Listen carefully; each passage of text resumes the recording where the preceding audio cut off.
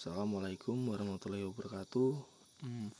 Di sini saya akan mempresentasikan PPT yang sudah saya buat dengan judul analisis kebutuhan SD pembelajaran IPS terhadap muatan PKK, K13 dan P5 IKM.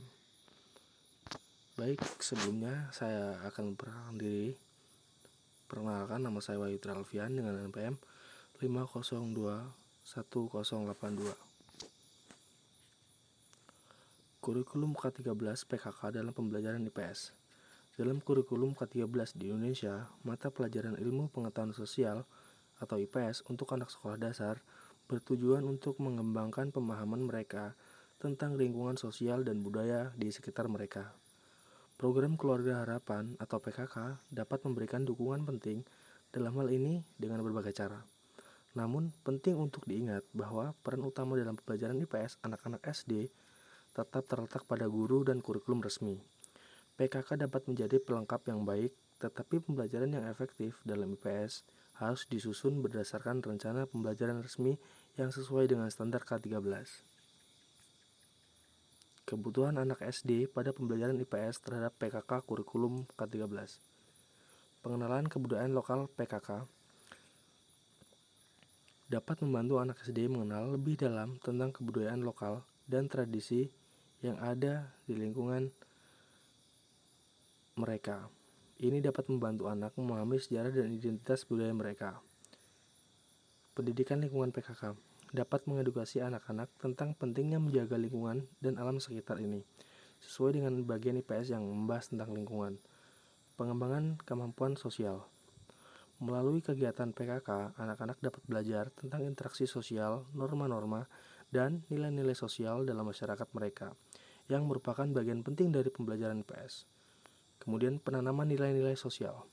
PKK dapat membantu menanamkan nilai-nilai seperti gotong royong, toleransi, dan kepedulian sosial pada anak-anak yang relevan dengan isi pembelajaran IPS.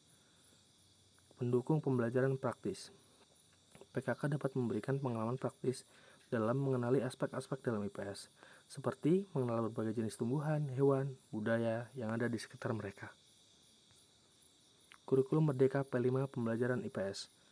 Kurikulum Merdeka adalah kurikulum yang berfokus pada pembelajaran yang lebih berorientasi pada peserta didik. Untuk anak SD dalam mempelajari IPS, dengan pendekatan P5, pembelajaran, pengalaman, pemahaman, penghargaan, dan pengalaman.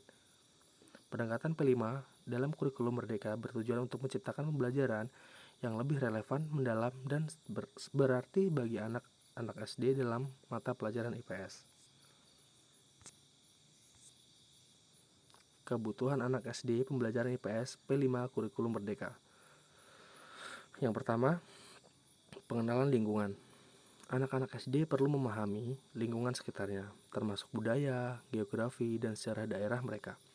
Kurikulum Merdeka dapat memberikan pengalaman belajar yang relevan dengan lingkungan lokal. 2. Pengembangan kemampuan berpikir kritis.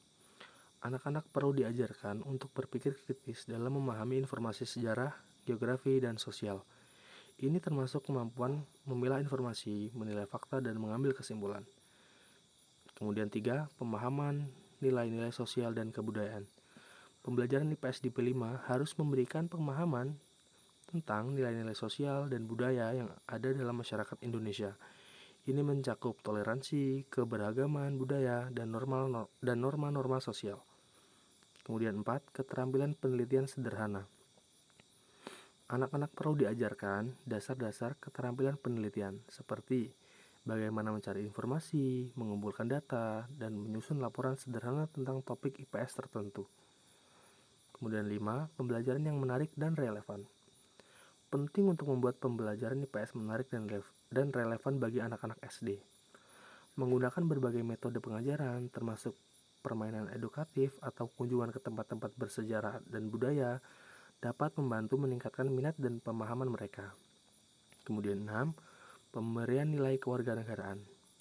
Pembelajaran IPS di SD juga dapat digunakan sebagai platform untuk mengajarkan nilai-nilai kewarganegaraan, seperti cinta tanah air, rasa tanggung jawab terhadap lingkungan, dan partisipasi dalam masyarakat. Mungkin hanya itu presentasi PPT dari saya. Kurang lebihnya saya mohon maaf, kepada Tuhan saya mohon ampun. Saya akhiri, wassalamualaikum warahmatullahi wabarakatuh.